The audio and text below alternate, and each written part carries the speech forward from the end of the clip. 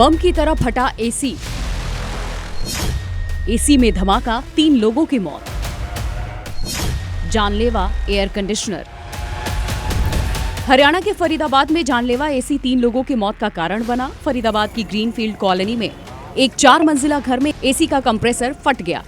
इससे पहली मंजिल में आग लग गई और धुआं दूसरी मंजिल में घुस गया।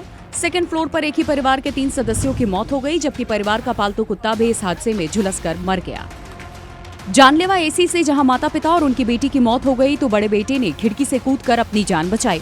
पुलिस ने तीनों शवों को पोस्टमार्टम के लिए बीके अस्पताल भिजवा दिया है।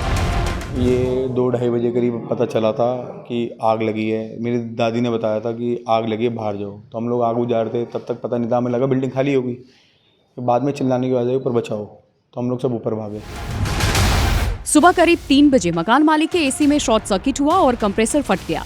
इससे मकान के एक हिस्से में आग लग गई। इसका धुआं दूसरी मंजिल में घुस गया। जिस मकान में आग लगी, मृतक सचिन कपूर अपने परिवार के साथ मकान की दूसरी मंजिल पर किराए पर रहते थे, जबकि पहली मंजिल में मकान मालिक रहते हैं, जिनके घर के एसी में आग लगी। मकान के अंदर सचिन कपूर, उनकी पत्नी रिंकू कपूर, बेटी सुजान और बेटा आर्यन सो रहे थे। धुएं से उनका दम घुटने लगा और घबराहट में सभी लोग छत की तरफ भागे, लेकिन छत का गेट बंद होने के कारण वो वहां से नहीं निकल पाए और वापस कमरे में लौट आए। इसी दौरान सचिन, उनकी पत्नी रिंकू और बेटी सुजान बेहोश हो गए, जबकि बेटा आर्यन किसी तरह हिम्मत करके खिड़की से कूद गया। नीचे गिरने पर उसके हाथ पैर में चोट आई। पड़ोसियों ने इसकी जानकारी फायर ब्रिगेड को दी। फायर ब्रिगेड की 2 गाड़ियां मौके पर पहुंची और आग पर काबू पाने में जुट गई। देखा तो एसी फट गई और एसी उनकी लड़की और बाप था, बेटा था, 4 लोग थे। तो बेटा तो कूद के भाग गया था।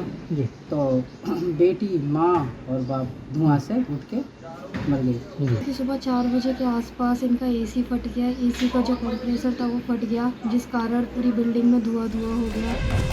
फिलहाल पुलिस मामले की गहनता से जांच कर रही है और फॉरेंसिक टीम को भी मौके पर बुलाया गया है। अधिकारियों ने लोगों से अपील की है कि इलेक्ट्रॉनिक उपकरणों का इस्तेमाल करते समय सतर्कता बरतें और खराबी के संकेत मिलने पर तुरंत उनकी मरम्मत कराएं।